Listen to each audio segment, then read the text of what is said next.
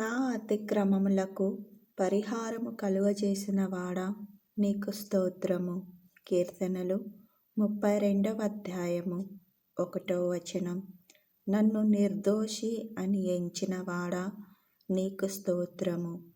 కీర్తనలు 32వ అధ్యాయము 2వ వచనం. నా పాప దోషమును పరిహరించిన వాడా, నీకు స్తోత్రము. కీర్తనలు 32వ అధ్యాయము 5వ వచనం. నీ వీపు వెనుకతట్టు నా పాపములన్నీయు పారవేసిన వాడా, నీకు స్తోత్రము. యెషయా గ్రంథము 38వ అధ్యాయము 17వ వచనం. నా దోషములన్నిటినీ క్షమించి నా సంకటములన్నిటినీ కుదుర్చువాడా, నీకు స్తోత్రము. కీర్తనలు 103వ అధ్యాయము 3వ వచనం. నా ప్రాణమును సమాధి నుండి విమోచించువాడా, నీకు స్తోత్రము.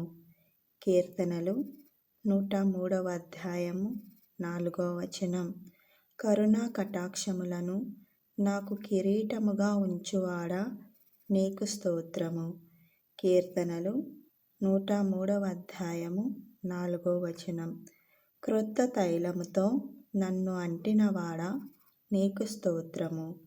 కీర్తనలు 92వ అధ్యాయము 10వ వచనం.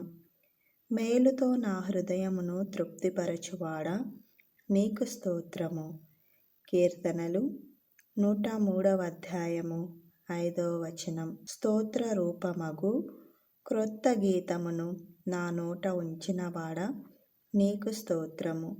కీర్తనలు 40వ అధ్యాయము 3వ వచనం.